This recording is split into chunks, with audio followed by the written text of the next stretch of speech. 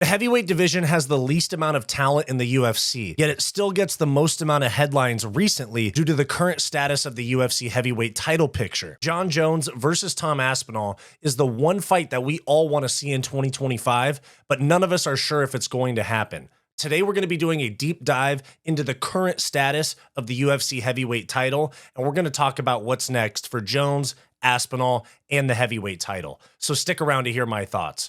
I'm Wyatt, and this is Fight Society.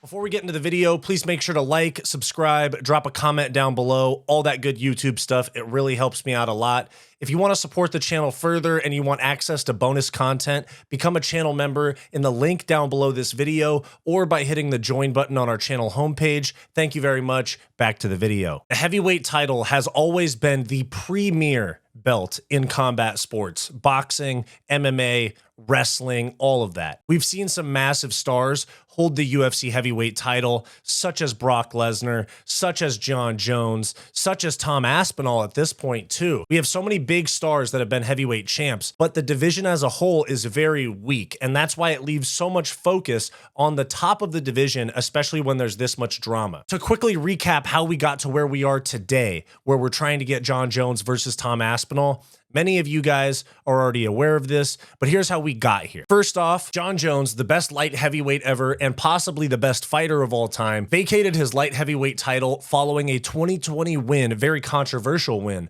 over Dominic Reyes. From there, he took over 3 years off to put on muscle the right way and to prepare for a move to heavyweight. The fight that everybody wanted at the time was Jon Jones against Francis Ngannou, the scariest puncher in the sport. Everybody wanted Francis Ngannou and Jon Jones. Francis and the UFC were at odds. Jon Jones was not ready to come back. Francis had one final title defense in Anaheim, California against Ciryl Gane, where he won by unanimous decision via a very wrestling-heavy approach.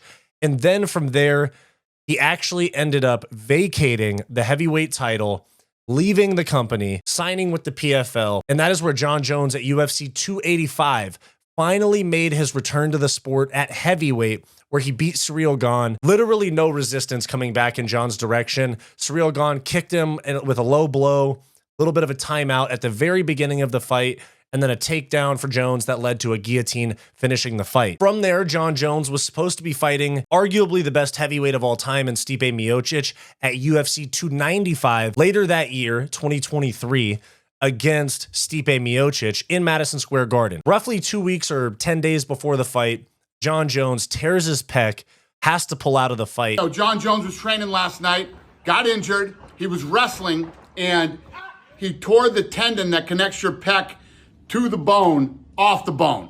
8 months. And Stipe was also pulled off the card as well. Alex Pereira versus Yuri Prohaska for the light heavyweight title was promoted to the main event. The rest is history there in terms of Alex Pereira.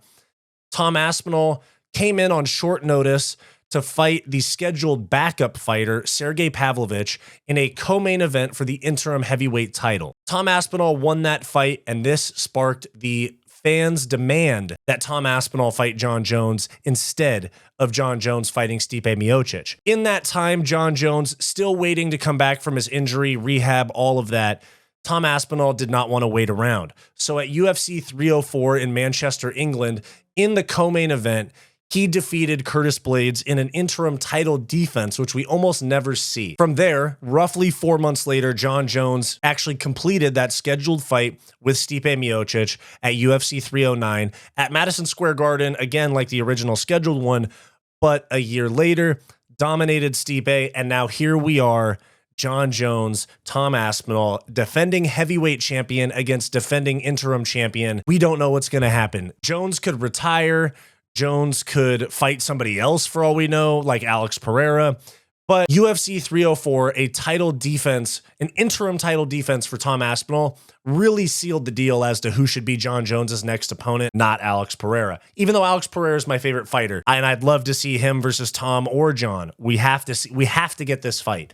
Aspinall Jones, we have to get this fight. So here is Tom Aspinall after beating Curtis Blaydes at UFC 304, calling out Jon Jones. Tom, that would absolutely be the fight that the world wants to see. Jon Jones is probably watching this, so send him a message. Hello, John. I have nothing against you personally, but I just think I'm better than you. I just know that I can beat you in a fight, so I'm coming for it. Okay, so there is Tom Aspinall's call out at UFC 304. When we fast forward a few months to UFC 309, Jon says that he is not going to fight Tom Aspinall. If I'm being completely honest, I feel like Tom's been such an asshole that I don't want to do business with him. You know, it's just like his fans have been so annoying. And obviously you don't get this far in a career being affected by fans or whatnot.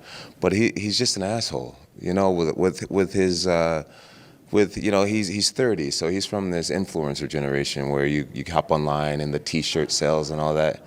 I'm past that type of stuff. I'm like, bro, if you had a little bit more respect, then maybe we could have worked something out, you know, but I just don't even want to do business with him. You know, at the end of the day, this is a business, and fighting me gives him an opportunity to change his life forever. And I don't even want to give him the opportunity. Like, he just played his cards wrong with me personally. And you know, I'm 3 years from being a 40-year-old grown man. You know what I'm saying? It's just like, the press conference, going through the whole shebang with him, I'd rather not do. Pereira on the other side, respectful, cool, barely says much. It's like, I'll do business with you. I would risk it all with a human being like you. You actually have the accolades to back up your shit. This other guy is just a big mouth who's hot today. There's been so many guys who's hot today who are just gone.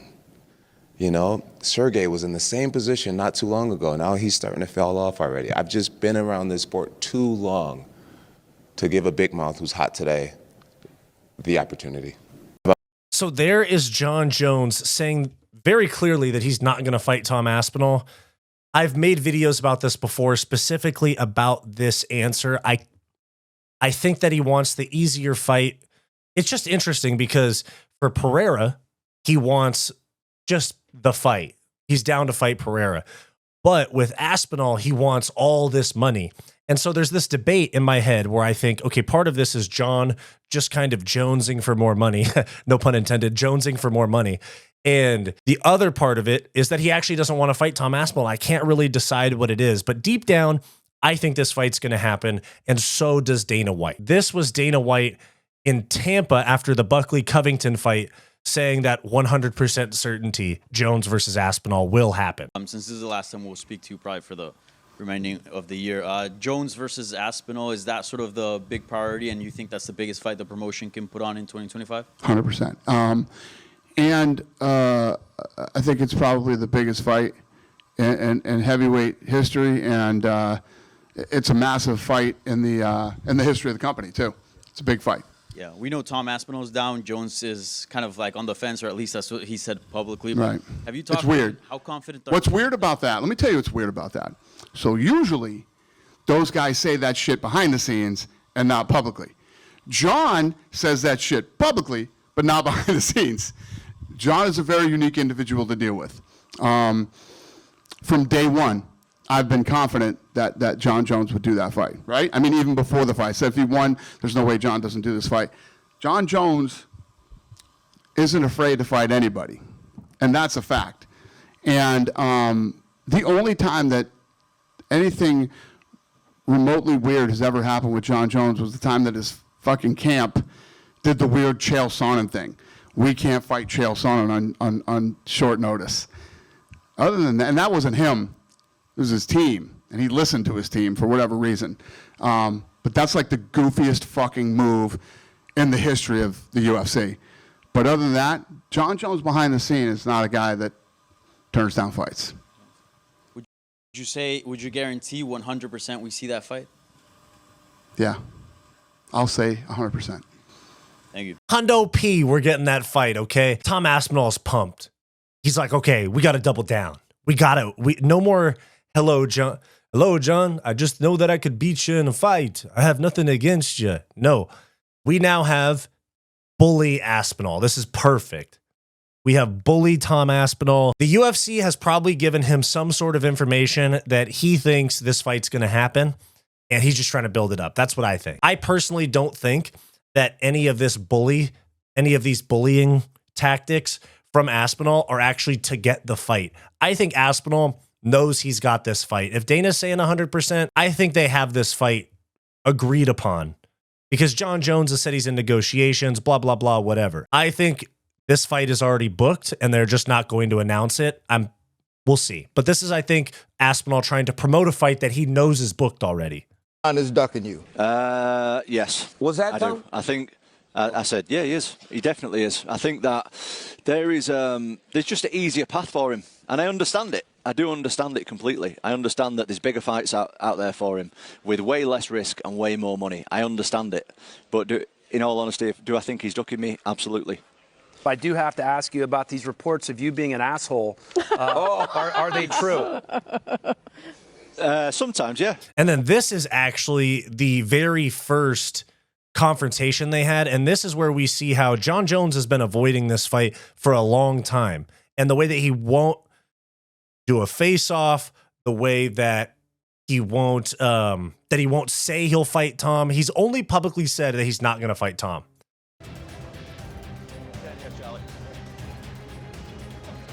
And so here's Tom Aspinall approaching Jon Jones at a Young LA signing in London, it looks like.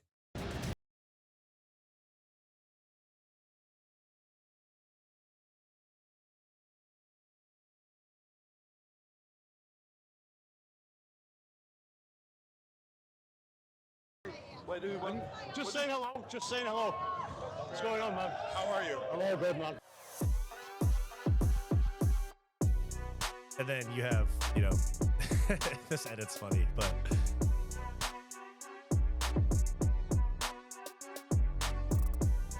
We're going to do this thing. I would hope so. I would love to, man. I would hope so. Respect, man. All the best. Respect. All the best. We'll do a quick picture. Sure. Yeah? Let's get it. A face-off. No, okay. No problem. No problem. and we see the size difference there. Aspinall's a much bigger. Let me move myself. Hold on. Let me move myself. Aspinall is a much bigger man than Jones. You could see the broad shoulders, the height, the neck, the head. No Diddy, no Jones. Jones was probably checking him out pretty hardcore, That's great. Thank you, guys. Thanks, John. Appreciate it. Nice to meet you, Tom. I would love to have the honor one day. I would love to have the honor. Maybe one day. Hope so, man. All the best. All the best. How's everything? It's healing. So slowly but surely. Okay. All the best, man. Thanks. Thank you, man. Thanks for letting me come up. Thank you.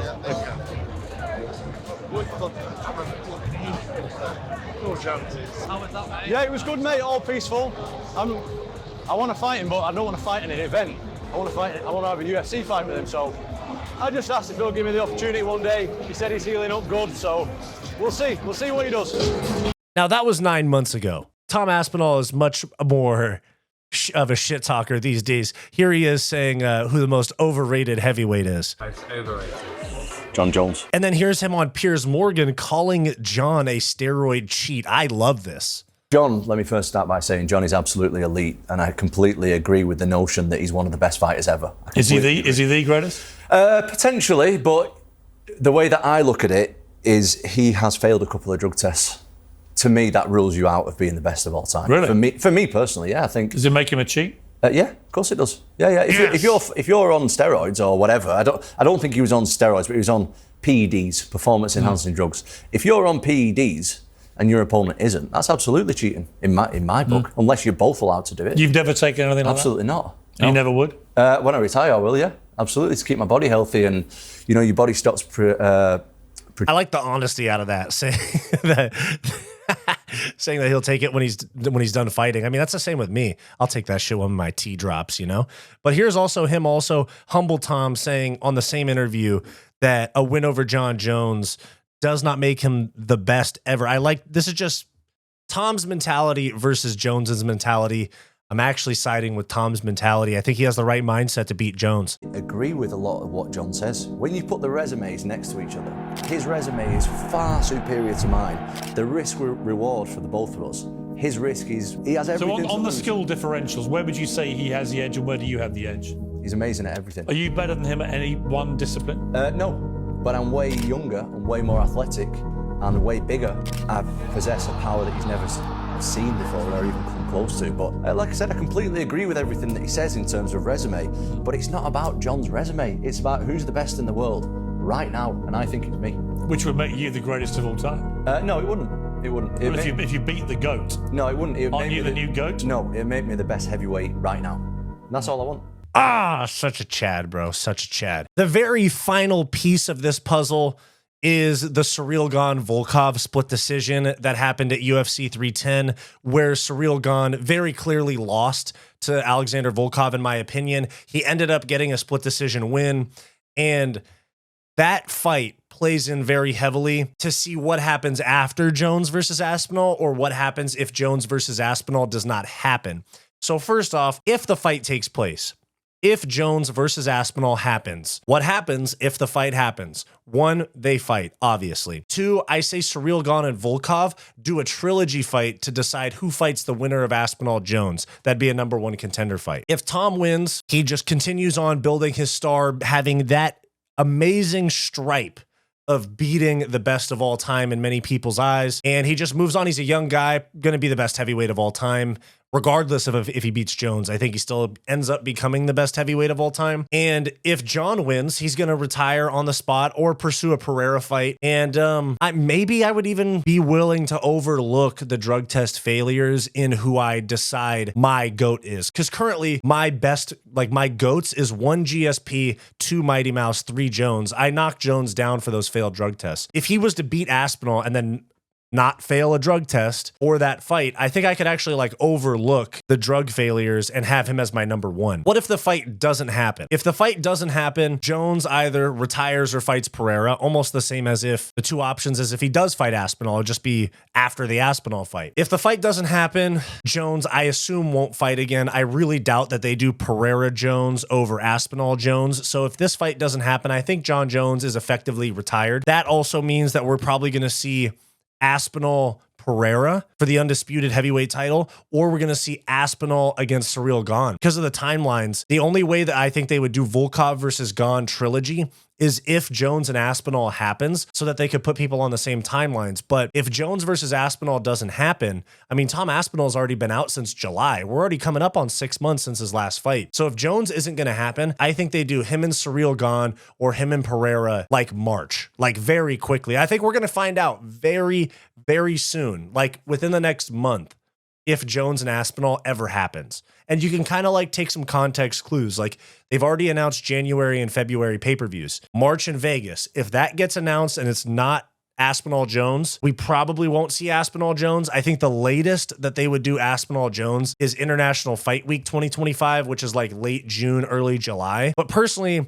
you know, they're going to start announcing fights. They're going to start announcing pay-per-views. Within a month or two, we're going to know, you know, more than half of the pay-per-views, most likely, as an idea, like in the works type of rumors. But we're going to find out, I think, by the end of January if Jones Aspinall is ever going to happen, because if it's not, they're going to announce something else for Aspinall, probably Pereira or Ciryl Gane, or they're going to announce this fight. That's what I think. So if the fight doesn't happen, that's what I think. It's just funny, too, because like I could see Jon retiring. They do Ciryl and Tom Aspinall for the undisputed belt, and another undeserved title shot for Ciryl Gane. And it's just funny. I see Tom Aspinall doing like you just lost your last fight. How do you expect to beat me? Ciryl, how do you reckon? But here's my thoughts, guys. Here's how I think this plays out. I think Jon Jones, Tom Aspinall takes place March in Vegas. Aspinall wins and fights Pereira, or gets a Jones rematch, but I think Aspinall wins. I think 3 or 4 months from now, Tom Aspinall is going to have a win over Jon Jones. Crazy enough. Let me know your thoughts down below. That is a full recap of the UFC heavyweight title picture and the most talked about storyline in the sport that does not involve McGregor. Let me know your thoughts down below. Does Aspinall and Jones happen?